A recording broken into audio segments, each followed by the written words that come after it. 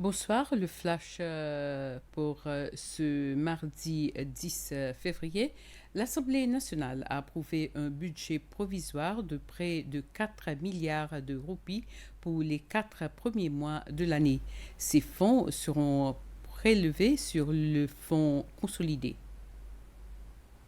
Présentant la motion d'approbation, la chef de la majorité parlementaire, Sylvane Miel, a déclaré que ces fonds étaient essentiels pour garantir la continuité des services publics en attendant l'adoption du budget 2026.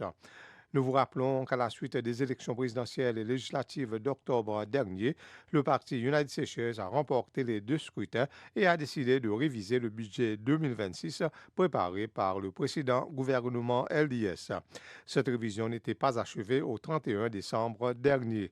La totalité du budget 2026 sera présentée à l'Assemblée nationale ce jeudi. Les Seychelles sont classées 24e d'après l'indice de perception de la corruption publié par Transparency International pour 2025. En 2024, notre pays occupait la 18e place en matière de pourcentage de la perception de la corruption. Les Seychelles ont obtenu 68% par rapport à 72% en 2024.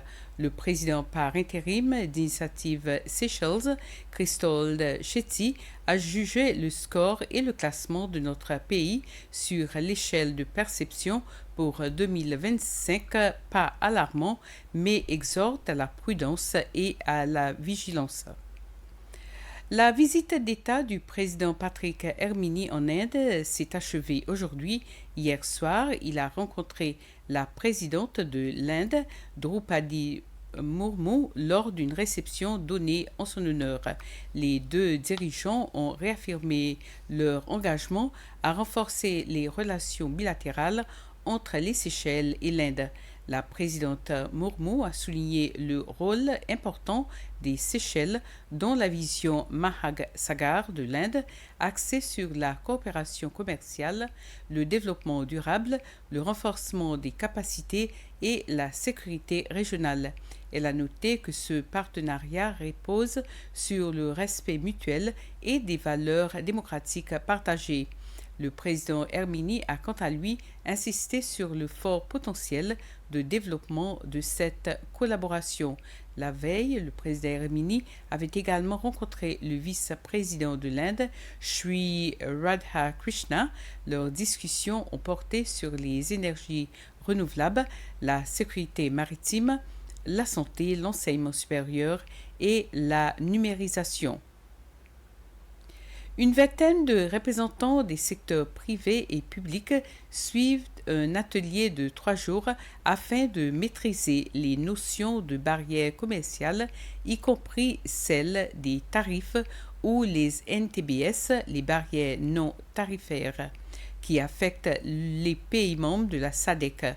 Ouvert hier par la secrétaire principale du commerce et de l'investissement, Nathalie Edmond, l'atelier est conduit par des fonctionnaires du secrétariat de la SADC. Cet atelier se déroule à l'hôtel Berjaya de Beauvallon.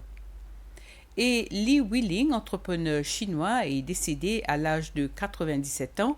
Monsieur Wuling était bien connu pour son magasin Li Wuling, situé dans le quartier de Montfleury. Pendant des décennies, Monsieur Wuling a été une figure emblématique de son magasin situé à l'intersection de la route de Forêt-Noire. Le magasin était très fréquenté par les écoliers qui venaient y acheter des fournitures scolaires, des jouets et des couvertures. Li Wuling est né le 9 septembre 1928. Il a été adopté par la famille Kim Kun à l'âge de 3 mois. À 15 ans, il est arrivé aux Seychelles pour aider sa famille dans ce commerce. Monsieur Wuling a également été propriétaire des boutiques à Saint-Louis et à Pointe-Conan.